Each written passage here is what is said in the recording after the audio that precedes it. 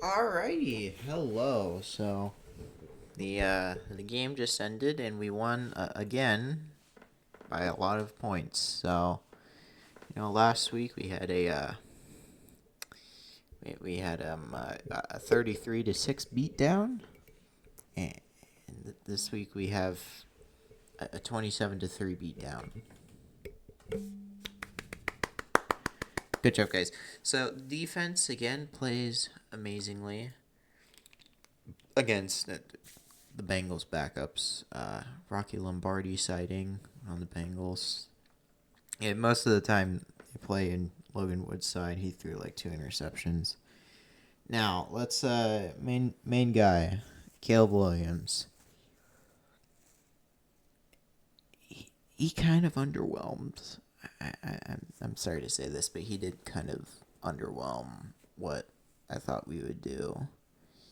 Bajan looked a little better than him, but it might have been that he was playing less of the hard defense, and it took the Bengals to take out their starters for Caleb to start. Doing well. I mean, 6 for 13, 75 yards isn't like that great of a line, and the one rushing touchdown was pretty good. He showed looseness and in the pocket, and also pretty good throwing ability, but less great than it took a half for him to get his snap count, so there's that. Khalil Herbert played a decent amount of the game, but Velus was again still trying to be a running back. The positive thing is that he hasn't fumbled. Thank God he hasn't fumbled. Just kidding, he fumbled earlier, but he didn't fumble today. We recovered a fumble today. Keith Randolph Jr. covered a Rocky Lombardi fumble, so there's that. Pettis got 2 touchdowns.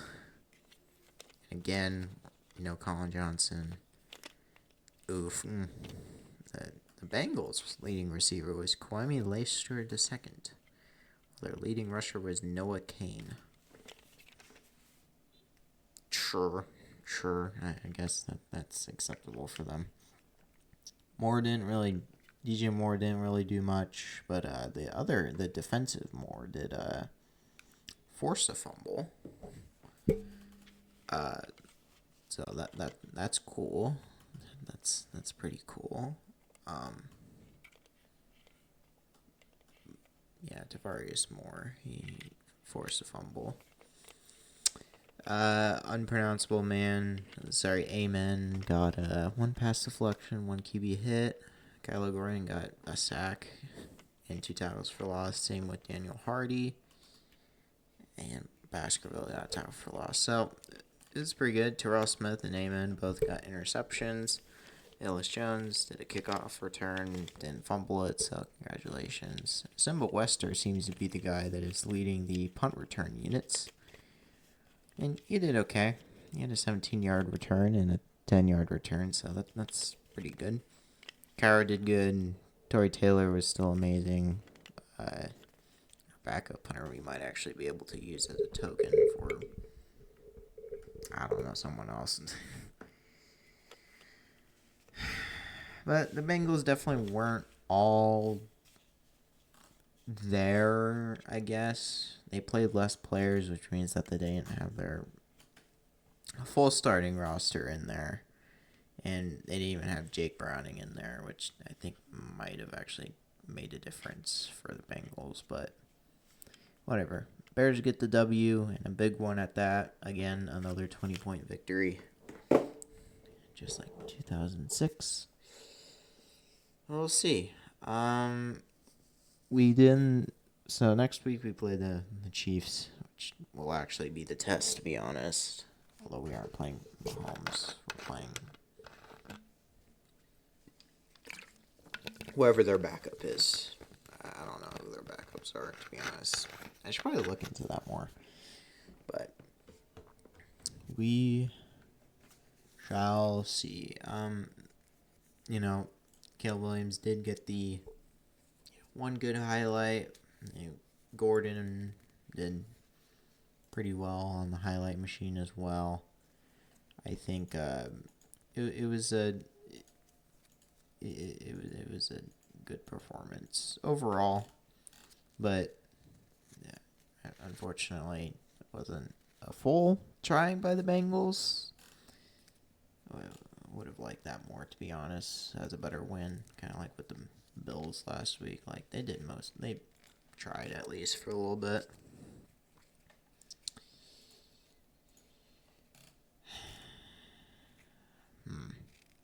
But so we're one more week away from actually getting to the start, which is the Titans. But we will hopefully be able to keep our quarterback from not getting injured and not be the Vikings. So we shall see. We shall see. However, this is the last bit of Caleb Williams we will see until that Titans game, because Thursday I don't understand why they put these games on Thursday. It's not like the starters are ever going to start in those games unless there was already a previous Thursday game or they weren't starting the previous week. Most of them start usually 1 and 2. They never start week 3. So like what the hell? But I don't make the schedule. I don't. It's kind of like how they put the Texans in week 2 of the regular season. But we shall see. But I think we should hold some praise for our defense for 2 straight games of no touchdowns against. The backups were superior to the other backups, so that's something for our depth. Could do something with our depth, and if some players get injured, then we might be able to replace them easier. So that's great. That's really great. But yeah. Can't wait for next week for not watching the game. But next week there's not really much going on, but there's college football, baby. Next week we'll have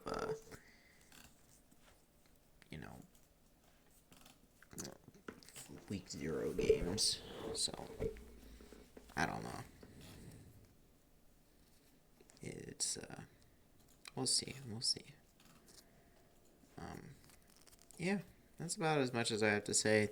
3-0 in the preseason. Could make it 4-0. Yeah. See you guys for the recap next week. Goodbye.